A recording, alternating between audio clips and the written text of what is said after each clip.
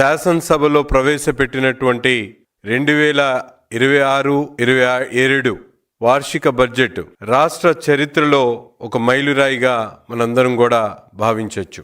సంకల్పం ఉన్న చోట సాధనకు మార్గం ఉంటుంది అనేటువంటి నినాదానికి తగినట్టు ఈరోజు ఈ బడ్జెట్ రాష్ట్ర ఉజ్వల భవిష్యత్తుకు ప్రజల ఆకాంక్షలను ప్రతిబింబించేటువంటి విధంగా భావించవచ్చు.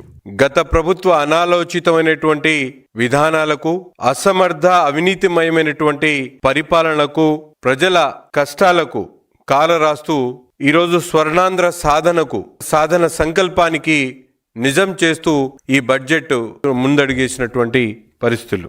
సంక్షేమం అనేది ప్రతి ఒక్క రాష్ట్రంలో ఉన్నటువంటి ప్రతి ఒక్కరికి కూడా ఎంతో ముఖ్యమైనటువంటి అంశంగా మనందరికి కూడా తెలుసు.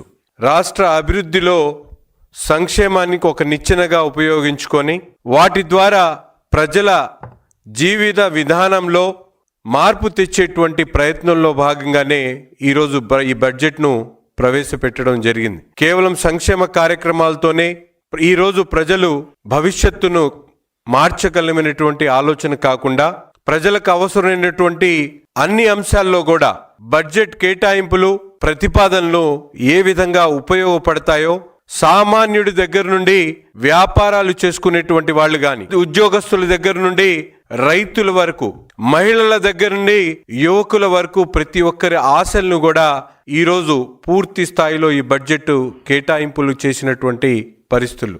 విద్య గాని, వైద్యం కానీ, పాఠశాల వ్యవస్థ కానీ, అలాగే ఉద్యోగాల భద్రత కానీ అన్నిటికి మించి రాష్ట్రంలో పెట్టుబడులు తెచ్చేటువంటి అవకాశాలని కల్పించేటువంటి క్రమంలో కూడా ఈరోజు ఎంతో ముందు చూపుతో, దూరదృష్టితో ఈ బడ్జెట్ను రూపకల్పన చేయడం జరిగింది.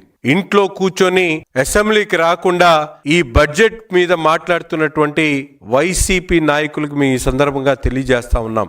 గతంలో మీ పరిపాలనలో ఏ విధంగా రెవెన్యూ లోటు ఉన్నదో మీరందరూ కూడా ఒక్కసారి ప్రజలకు చెప్పాల్సినటువంటి అవసరం ఉంది.